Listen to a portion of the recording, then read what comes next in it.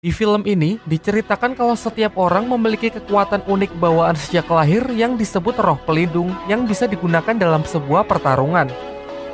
Tingkat kekuatan roh pelindung dari masing-masing orang pun bervariasi, tergantung garis keturunan dan bagaimana roh pelindung tersebut dilatih. Ada yang sangat kuat dan ada juga yang lemah, bahkan dikategorikan sebagai roh pelindung yang sama sekali tidak berguna. Dan dunia bagi pengguna kekuatan roh pelindung disebut dunia Doulu. Berkisah tentang seorang pemuda yang sering bermimpi aneh, di mana dalam mimpi itu ia berada di sebuah padang rumput perak dengan diikuti suara wanita yang selalu memanggil-manggil namanya. Pemuda ini bernama Tangsan, anak seorang pandai besi yang hidup di sebuah desa bernama Desa Roh Mulia. Di desa tersebut ia hanya tinggal dengan ayahnya karena sang ibu sudah meninggal saat ia masih kecil.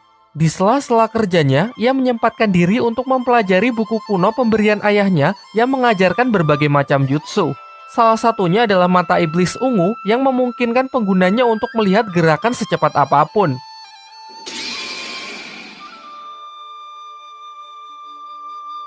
Diceritakan suatu ketika dalam perjalanan pulang, Tangsan bertemu dengan siluman laba-laba yang hendak memangsanya. Awalnya Tangsan lari ketakutan hingga ia memutuskan menggunakan kekuatan yang ia pelajari dari buku ayahnya dan berhasil membutakan siluman laba-laba tersebut. Namun sayangnya itu saja masih belum cukup karena penciuman dari siluman laba-laba itu sangatlah tajam. Beruntung seorang pria misterius datang dengan kekuatannya, ia berhasil mengusir siluman itu. Tangsan dibuat sangat terkejut melihat orang tersebut yang bisa mengubah tangannya menjadi cakar serigala. Sampai pria ini memperkenalkan dirinya yang diketahui bernama Suyanto dan menjelaskan bahwa kekuatannya disebut roh pelindung. Ia berasal dari suatu tempat di kota yang disebut Balai Roh Pelindung dan sedang ditugaskan untuk berkeliling mencari para calon murid baru. Kemudian ia menyatakan lumayan terkesan melihat kemampuan bertempur Tangsan yang bahkan belum membangkitkan kekuatan roh pelindungnya, tetapi sudah mampu membutakan mata siluman roh. Sesampainya di rumah, Tangsan menceritakan mengenai kejadian yang baru saja ia alami kepada ayahnya. Tetapi sang ayah terlihat cuek dan sama sekali tidak peduli. Lalu Tangsan juga mengatakan mimpi yang selalu menghantuinya belakangan ini, apakah ini berkaitan dengan ibunya. Tetapi sang ayah tidak menjelaskan apapun. Juga ia selalu merahasiakan cerita di balik kematian ibunya yang membuat Tangsan selalu bertanya-tanya. Di tempat lain, kepala desa menemui Suyanto yang ingin mengadakan semacam tes untuk menguji bakat para anak-anak di desa ini guna perekrutan calon murid baru yang akan dikirim ke Balai Roh Pelindung. Singkat cerita, kepala desa pergi ke rumah Tangsan untuk mengabarkan hal ini dan juga menyuruh Tangsan untuk ikut ambil bagian. Tetapi sayangnya sang ayah mendengar hal tersebut secara tegas melarangnya tanpa memberikan alasan apapun. Kemudian malam harinya ayah Tangsan membakar buku yang telah Tangsan pelajari dan menyuruhnya untuk tidak menceritakan kepada siapapun. Karena diliputi rasa penasaran, besoknya Tangsan pergi ke tempat ujian tes. Tetapi karena menghormati ayahnya, ia tidak ikut serta dan hanya mengintip dari jendela untuk melihat anak-anak lain membangkitkan kekuatan roh pelindungnya. Suyanto yang mengetahuinya menyuruh Tangsan agar mencobanya, karena tidak ada salahnya membangkitkan roh pelindung. Dan akhirnya terungkap dari tangan kanannya bahwa Tansang memiliki roh pelindung jenis tanaman, yakni rumput biru perak. Sayangnya, ia sedikit kecewa karena Suyanto mengatakan tidak ada yang spesial dari jenis ini karena lumrah dimiliki oleh orang-orang biasa. Lanjut ke tes tahap kedua yang dapat menunjukkan tingkat kekuatan dari roh pelindung. Semuanya pun dibuat sangat terkejut karena berbanding terbalik dengan jenis roh pelindungnya yang biasa-biasa saja karena roh pelindungnya memiliki kekuatan roh penuh yang sangat langka. Di tangan kirinya, Tansang merasa telah membangkitkan kekuatan roh pelindung yang lain. Namun ia memilih untuk menyembunyikannya. Karena keistimewanya inilah, Suyanto memberikan undangan kepada Tangsan untuk bergabung dengan Balai Roh Pelindung. Setibanya di rumah, Tangsan berterus terang kepada ayahnya kalau ia tadi siang mengikuti ujian dan telah berhasil membangkitkan roh pelindung di tangan kanannya, yakni rumput biru perak. Selain itu, di tangan kirinya ia juga telah membangkitkan roh pelindung yang lain. Hal ini membuatnya memiliki roh pelindung ganda. Kemudian sang ayah meminta Tangsan berkonsentrasi untuk mengeluarkan kekuatan itu. Terlihat sebuah palu hitam muncul yang diketahui bernama Huotian. Sang ayah lalu menyuruh putranya tersebut agar menyembunyikan kekuatan tangan kirinya dari siapapun dan menjelaskan bahwa palu itu harus ia gunakan untuk melindungi roh pelindung di tangan kanannya. Singkat cerita, setelah melihat potensi putranya, sang ayah mengizinkan Tangsan untuk menerima undangan itu dengan 2 syarat. Yang pertama, Tangsan di sana hanya boleh belajar tanpa bergabung dengan Balai Roh Pelindung. Dan untuk syarat kedua, Tangsan harus membuat sebuah jarum besi dengan memukul besi berulang kali di titik yang sama.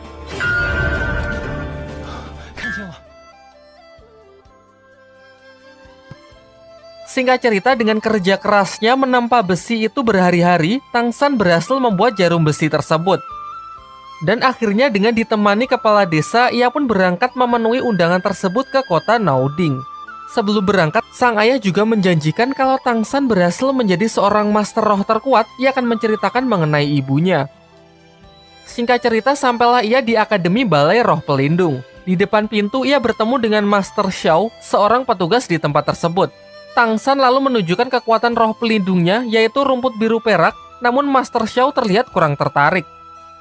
Di sana ia juga bertemu dengan siswa lain yang diketahui anak wali kota di kota tersebut, dan asistennya yang juga menjadi siswa di akademi ini. Sempat terjadi pertikaian di antara mereka karena anak wali kota ini benar-benar sombong.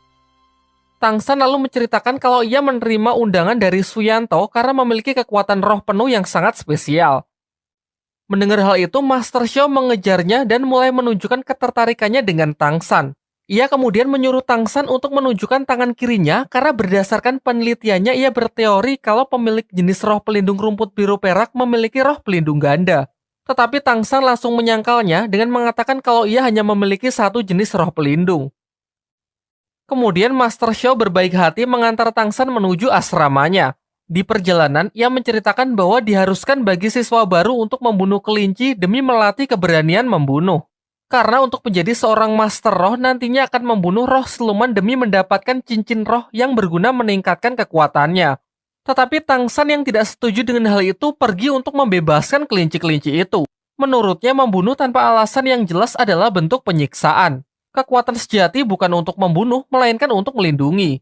Ia menentang anak wali kota yang membuat hubungan mereka semakin memanas. Terlihat dari kejauhan, seorang gadis bernama Xiaowu juga merupakan siswa baru, mengamati mereka dan cukup terkesan dengan sikap baik hati Tangsan. Setibanya di asrama, Tangsan bertemu dengan siswa baru yang bernama Waseng yang memiliki kekuatan roh pelindung harimau. Ia mengklaim kalau dirinya adalah yang terkuat sehingga ia sangat layak menjadi ketua asrama. Tak lama setelah itu, Xiaowu datang dan mengatakan bahwa ia juga akan tinggal di asrama tersebut dan akan tidur di sebelah Tangsan. Namun selaku ketua asrama, Waseng menolak hal itu. Sampai akhirnya Xiaowu menantangnya bertarung untuk memutuskan siapa yang akan menjadi ketua. Semuanya pun dibuat sangat tercengang karena bahkan tanpa kekuatan roh pelindungnya, Xiaowu bisa menang telak.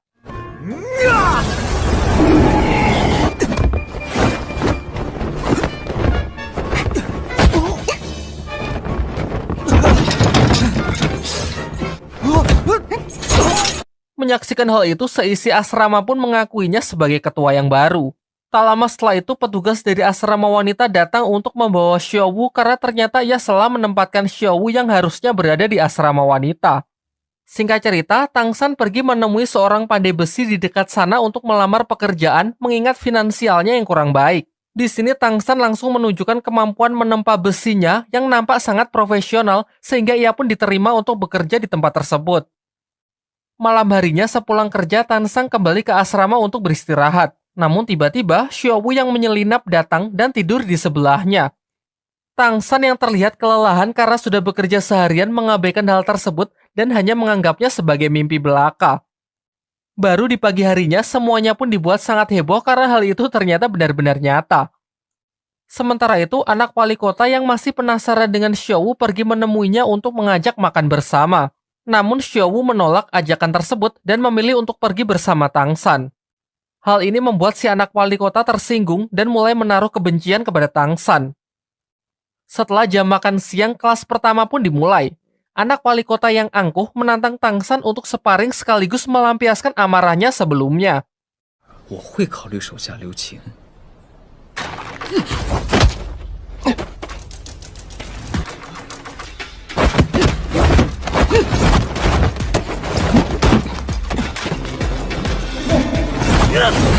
Akan tetapi, ia justru dipermalukan karena Tansang yang terlihat lebih unggul berkat hasil latihan di desa menggunakan buku pemberian ayahnya.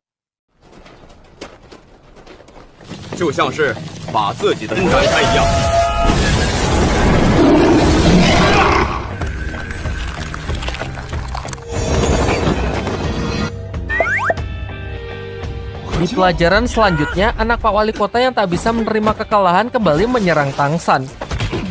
Namun hasilnya pun tetap sama saja. Kali ini Xiaowu juga membantu untuk memberi pelajaran anak sombong tersebut. Sang guru lantas memisahkan mereka dan menghukum Tang San dan juga Xiaowu untuk menyapu halaman di depan. Dan lagi-lagi bersama asistennya anak wali kota berbuat usil mengerjai mereka dengan memasang jebakan petasan. Sayangnya anak si wali kota harus menelan kekalahannya untuk sekian kali karena dengan mata ungu milik Tang San ia dapat melihat jebakan itu dan membalikan situasi yang diharapkan.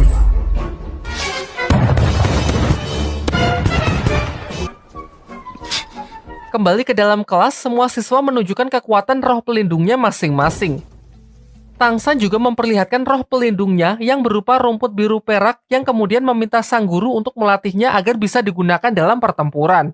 Namun sang guru malah mengatakan kalau roh pelindung rumput adalah roh pelindung terlemah yang sama sekali tidak berguna dalam pertempuran. Lantas ia pun menyarankan Tang San untuk menjadi master teori saja untuk menjadi seorang guru. Merasa tak puas dengan jawaban itu, Tang San pergi menemui Master Xiao untuk meminta pendapatnya. Dan benar saja, Master Xiao memiliki pandangan berbeda dengan mengatakan tidak ada roh pelindung yang tidak berguna, yang ada hanya penggunanya saja yang tidak bisa memaksimalkan kekuatan roh pelindungnya. Ia kemudian menyarankan Tang San agar berkonsentrasi untuk mengamati karakteristik dari roh pelindungnya.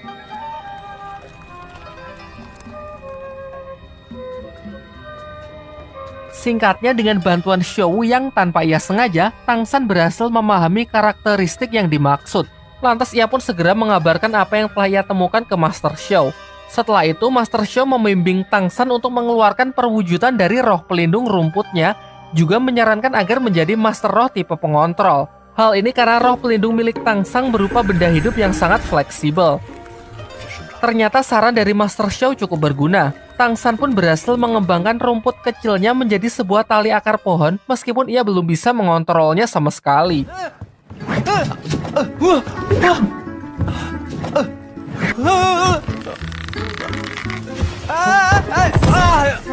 Keesokan harinya, Tang San dan Xiaowu pergi ke akademi untuk menghadiri acara pemilihan perkumpulan ketua Master Roh Akademi. Di perjalanan, perhatian mereka dialihkan dengan arak-arakan heboh yang diketahui rombongan yang mengawal sang wali kota. Xiaowu sangat geram melihat kelakuan rombongan tersebut yang sangat barbar merusak apapun yang mereka lewati. Bukankah sebagai seorang pemimpin harus mencerminkan sikap baik dan peduli terhadap rakyatnya? Namun di sini yang terlihat sangatlah berbeda. Singkat cerita, mereka pun sampai di akademi. Namun sayangnya mereka tidak tahu kalau acara tersebut dimajukan dan sudah selesai dengan menjadikan anak Pak Wali Kota sebagai ketua perkumpulan Master Roh di akademi. Tang San yang melihat pergerakan mencurigakan lantas mengikutinya dan berhasil menyelinap. Di sanalah tempat si anak wali kota yang sedang menyerap kekuatan cincin roh dari seekor siluman roh yang telah ditangkapkan untuknya. Memang di dunia dahulu, diharuskan bagi setiap master roh untuk mendapatkan cincin roh guna menaikkan levelnya. Cincin roh sendiri didapat dari hasil membunuh seekor siluman roh. Meskipun anak wali kota itu bisa dikatakan curang karena ia tidak berburu siluman roh sendiri.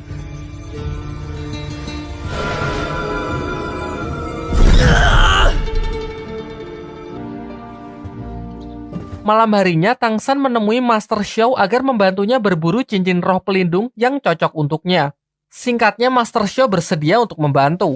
Ia kemudian mengeluarkan roh pelindungnya yang ia panggil Lao Shipao yang berwujud anjing berhidung babi untuk ditukarkan dengan tiket masuk hutan berburu. Diketahui bahwa hutan berburu merupakan tempat tinggal dari banyak siluman roh. Di perjalanan, Master Xiao mengatakan kalau transaksi ini hanyalah sebuah trik, karena roh pelindungnya pasti akan kembali tak peduli dimanapun ia ditinggalkan. Singkat ceritanya lagi, mereka pun diperbolehkan masuk setelah menunjukkan tiket mereka kepada para petugas yang berjaga di depan gerbang. Terlihat juga Tang San membawa gerobak berisi banyak lobak yang Master Xiao katakan akan berguna di dalam hutan. Di waktu yang bersamaan, anak wali kota datang ke asrama untuk mencari Tang San berniat menantangnya. Namun Tang San tidak ada di sana, dan ia mendapatkan informasi kalau Tang San sedang berada di hutan berburu untuk mencari siluman roh. Bersama asistennya, ia pun bergegas menyusulnya. Kembali ke hutan berburu, saat sedang beristirahat, mereka sudah disambut oleh serangan siluman roh yang berwujud serigala hitam. Master Xiao lalu membunuhnya dan menjelaskan bahwa warna dari setiap cincin roh menunjukkan usia dari siluman roh tersebut. di mana umur puluhan tahun berwarna putih, ratusan tahun berwarna kuning, ribuan tahun berwarna ungu, puluhan ribu tahun berwarna hitam, dan ratusan ribu tahun berwarna merah. Semakin tua usia siluman roh, maka semakin kuat pula kekuatan dari roh cincin pelindungnya. Namun ada batasan tertentu seseorang bisa menyerap kekuatan dari cincin roh. Maksudnya, jika seseorang menyerap cincin roh di luar batas kemampuan tubuhnya, maka tubuhnya akan hancur. Sementara itu, anak wali kota beserta rombongannya juga sudah sampai di hutan berburu menggunakan tanda bangsawannya yang membuat ia bisa masuk keluar sesuka hatinya. Kembali ke hutan berburu, saat sedang beristirahat, mereka dikejutkan dengan kemunculan Xiao Wu yang sedari awal bersembunyi di gerobak Tang San. Di tengah obrolan mereka, serigala hitam yang sebelumnya dikalahkan kembali datang dengan jumlah yang cukup banyak untuk menyerang mereka. Xiao Wu pun kemudian mengajak Tang San lari dan sengaja berpisah dengan Master Xiao karena ia curiga kalau Master Xiao hanya memanfaatkan Tang San sebagai bahan penelitiannya tentang teori cincin roh. Sementara itu, anak wali kota beserta rombongannya juga sudah sampai di hutan berburu. Di sana ia pun berhasil menemukan Tang San dan Xiao Wu yang sudah terpisah dari Master Xiao. Si anak wali kota yang sangat membenci Tang San karena selalu mempermalukannya di depan umum mengancam akan membunuhnya. Namun ia memberinya pilihan. Jika Tang San menyerahkan Xiao Wu dan bersedia menjadi bawahannya, maka ia akan memaafkannya dan melupakan semua yang telah terjadi. Pilihan Tang San pun sudah jelas. Ia pun melakukan perlawanan meskipun kalah dari segi jumlah. Tiba-tiba di tengah kericuhan mereka, Lao Xingpo, roh pelindung milik Master Xiao, muncul dari semak-semak yang diikuti roh siluman ular yang diperkirakan berusia ratusan tahun.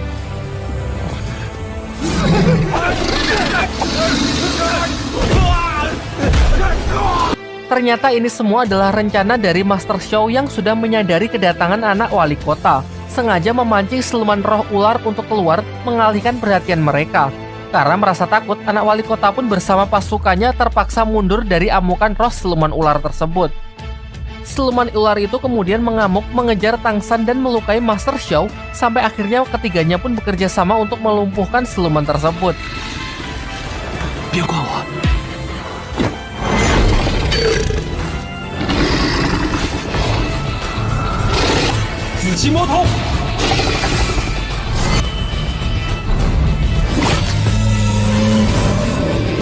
Master Xiao lalu menyuruh Tang San untuk menyerap cincin roh dari sang siluman ular tersebut. Karena berdasarkan teorinya, tubuh Tang San cukup mampu untuk menampung kekuatan siluman roh berumur 400 tahun. Namun Xiao Wu melarangnya, karena terbukti sudah tujuan Master Xiao yang sebenarnya hanya ingin menguji kebenaran dari teorinya. Terjadilah dilema singkat di dalam diri Tang San. Xiao Wu yang melarang khawatir kalau teori tersebut salah, maka tubuh Tang San akan langsung hancur. Sementara di sisi lain, pasukan anak Pak Wali Kota akan segera datang untuk melanjutkan niatnya menghabisi mereka. Dan benar saja, tak lama setelah itu rombongan anak wali kota sudah datang menyusul mereka. Hingga akhirnya Tang San memutuskan percaya kepada Master Xiao untuk menyerap cincin roh tersebut dan menerima seluruh resikonya. Akhirnya, Tang San memutuskan percaya kepada Master Xiao untuk menyerap cincin roh tersebut dan menerima seluruh resikonya. Sementara itu, rombongan anak wali kota sudah datang menyusul untuk menghabisi mereka. Keadaan pun semakin memburuk karena efek samping dari penyerapan tersebut sangatlah menyakitkan, sehingga Tang San tidak memungkinkan untuk bertarung. Beruntung Master Xiao masih mempunyai sisa tenaga untuk mengeluarkan senjata rahasianya yang berupa gas beracun dari roh pelindungnya, sehingga memberikan kesempatan bagi Tang San dan Xiao Wu untuk melarikan diri. Dibawalah Master Xiao ke akademi oleh anak wali kota sebagai sandera yang diancam akan dibunuh jika Tang San tak juga muncul.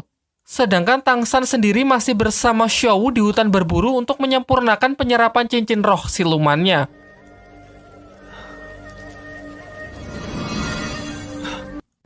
Singkatnya, setelah melewati masa kritis, ia pun berhasil mengkombinasikan kekuatan cincin roh siluman ular dengan roh pelindung rumput peraknya yang menghasilkan kemampuan tali akar beracun.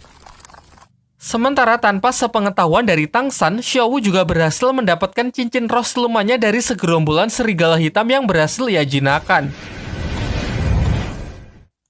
Setelah kembali ke akademi, Tang San mendapatkan informasi dari Hua Sheng kalau anak Pak Wali Kota menyekap Master Xiao di belakang gedung akademi. Tanpa pikir panjang, ia pun bersama Xiao Wu segera pergi untuk menyelamatkannya.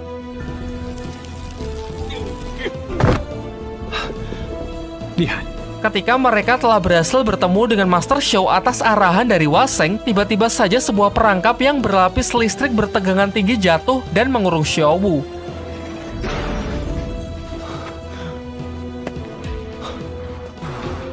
没事，掰弯就好了。 别碰笼子，小五！ Ternyata ini adalah sebuah perangkap yang sudah disiapkan oleh anak si wali kota. Ia sengaja menyuruh Waseng untuk buka mulut memancing Tansan dan Xiao Wu supaya masuk ke ruangan ini. Walaupun Waseng juga terpaksa melakukan hal tersebut karena si anak wali kota telah mengancam akan membunuh keluarganya. Di sini kemudian anak wali kota mengatakan bersedia membebaskan Xiao Wu asalkan Tansan memenuhi dua syaratnya. Pertama, memperkenalkannya kepada Suyanto, Master Roh yang merekomendasikan Tansan kemarin. Dan syarat kedua, Tansan harus bersedia menjadi bawahannya untuk selamanya. Namun Tansan dengan tegas menolak dan lebih memilih untuk membebaskan Xiao Wu dengan caranya sendiri. 你在干什么？